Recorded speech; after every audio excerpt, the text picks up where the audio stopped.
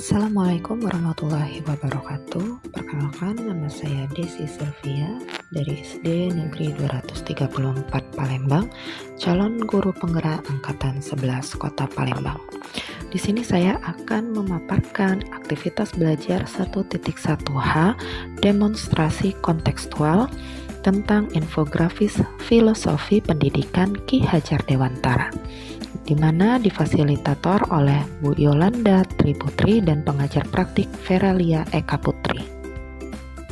Ki Hajar Dewantara adalah seorang aktivis dan pahlawan dalam dunia pendidikan di Indonesia.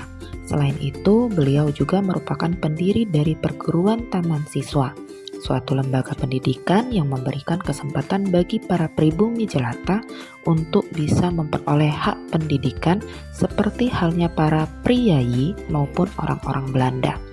Sehingga pada tanggal 2 Mei 1889, tepatnya pada tanggal lahir Ki Hajar Dewantara, diperingati sebagai Hari Pendidikan Nasional.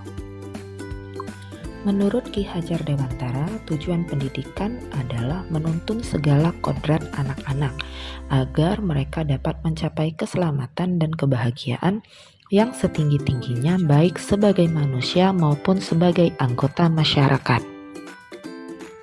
Ki Hajar Dewantara pun berpendapat bahwa pendidikan diibaratkan sebagai taman. Pendidikan adalah tempat persemaian benih-benih kebudayaan dan nilai-nilai kemanusiaan yang diperlukan dalam kehidupan bermasyarakat. Pendidik diibaratkan sebagai petani, sedangkan peserta didik diibaratkan sebagai benih padi.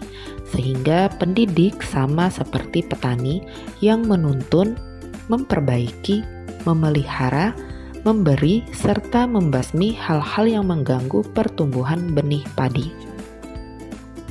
Sesuai dengan pemikiran Ki Hajar Dewantara, guru harus berpihak pada peserta didik. Guru harus memahami karakter peserta didik dan harus bisa menuntun peserta didik sesuai dengan kodratnya, serta guru juga harus memahami tujuan dari pengajaran, sehingga peserta didik dapat memiliki kemampuan di bidang pengetahuan ataupun intelektual, serta memiliki budi pekerti luhur. Kita ingat semboyan Ki Hajar Dewantara itu ada 3. Yang pertama, ing ngarso sung tulodo, di mana kita sebagai guru memberikan contoh dan panutan kepada peserta didik kita. Kemudian yang kedua, ing madya mangun karso, kita sebagai guru harus bisa membangkitkan semangat untuk belajar siswa, berinovasi dan berkreasi agar peserta didik dapat menikmati proses pembelajaran yang dilaksanakan. Kemudian yang ketiga itu tut uri handayani, memberi dorongan kepada peserta didik. Berikut adalah contoh implementasi kontekstual pemikiran Ki Hajar Dewantara, di mana pembelajaran yang berpusat pada peserta didik dan disesuaikan dengan kodrat alam serta kodrat zaman. Kemudian berikut adalah contoh menumbuhkan budi pekerti peserta didik dengan memberikan contoh secara langsung.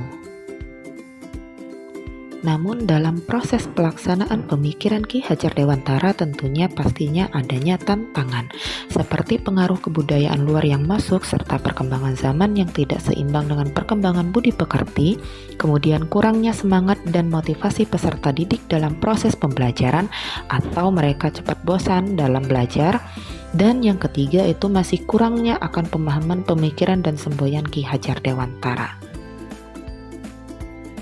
Sehingga solusi yang dapat dilakukan untuk mengatasi tantangan-tantangan tersebut ialah yang pertama, mengajak peserta didik untuk mempelajari budaya daerah terlebih dahulu dengan mengaitkannya dengan nilai-nilai luhur dan budi pekerti. Kemudian, memberikan contoh teladan secara langsung kepada peserta didik. Menggunakan berbagai metode dan model pembelajaran yang menyenangkan dan berpusat serta berpihak pada peserta didik.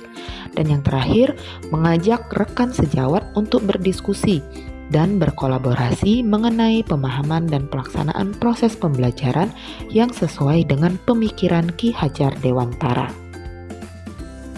Demikian apa yang dapat saya sampaikan. Seperti perkataan Ki Hajar Dewantara, guru jangan hanya memberi pengetahuan yang perlu dan baik saja, tetapi harus juga mendidik si murid akan dapat mencari sendiri pengetahuan itu dan memakainya guna amal keperluan umum. Pengetahuan yang baik dan perlu itu yang manfaat untuk keperluan lahir batin dalam hidup bersama. Sekian dan terima kasih. Salam guru penggerak angkatan 11, bergerak, tergerak, dan menggerakkan.